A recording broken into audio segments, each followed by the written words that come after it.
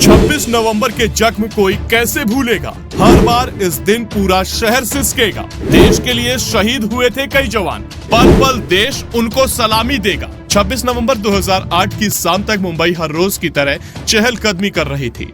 शहर के हालात पूरी तरह सामान्य थे। लोग बाजारों में खरीदारी कर रहे थे। कुछ लोग मरीन ड्राइव पर रोज की तरह समुद्र से आ रही ठंडी हवा का लुत्फ ले रहे थे। लेकिन जैसे जैसे रात बढ़नी शुरू हुई वैसे वैसे मुंबई की सड़कों पर चीख पुकार भी तेज होती चली गई। उस रोज पाकिस्तान से आए जैश ए मोहम्मद के 10 आतंकवादियों ने मुंबई को बम धमाकों और गोलीबारी से दहला दिया था। इस आतंकी हमले को आज 14 साल हो गए हैं, लेकिन यह भारतीय इतिहास का वो काला दिन है जिसे कोई चाहकर भी नहीं भुला सकता।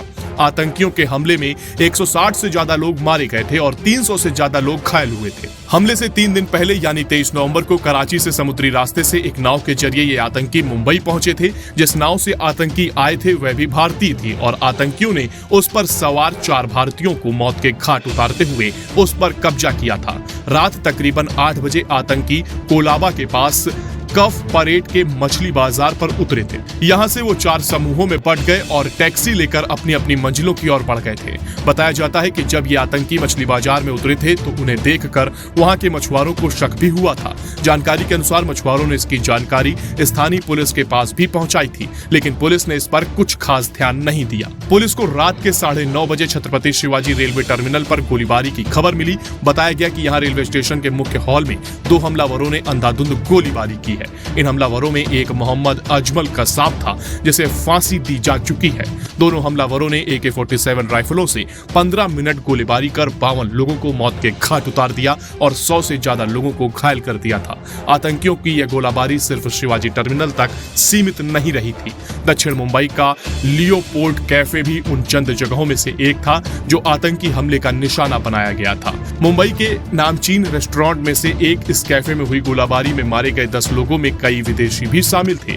साल 1871 से मेहमानों की खातिरदारी कर रहे इस कैफे की दीवारों में धंसी गोलियां हमले के निशान छोड़ गईं। भारतीय इतिहास के सबसे भयावह आतंकी हमलों में से एक इस हमले की यह कहानी यही खत्म नहीं होती। 26/11 के 3 बड़े मोर्चों में मुंबई का ताज होटल, ओबरॉय, ट्राइडेंट होटल और नरीमन हाउस शामिल था।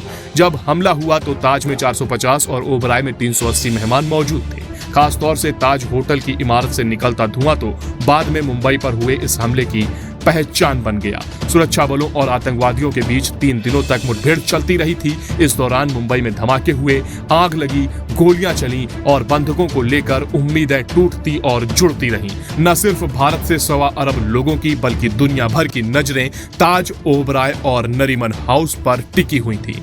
29 नवंबर की सुबह तक 9 हमलावर आतंकियों का सफाया हो चुका था और अजमल कसाब के तौर पर एक हमलावर पुलिस की गिरफ्त में था। स्थिति पूरी तरह नियंत्रण में आ चुकी थी, लेकिन 160 से ज्यादा लोगों की जान जा चुकी थी। ब्यूरो रिपोर्ट, आदर्श भारत टीवी।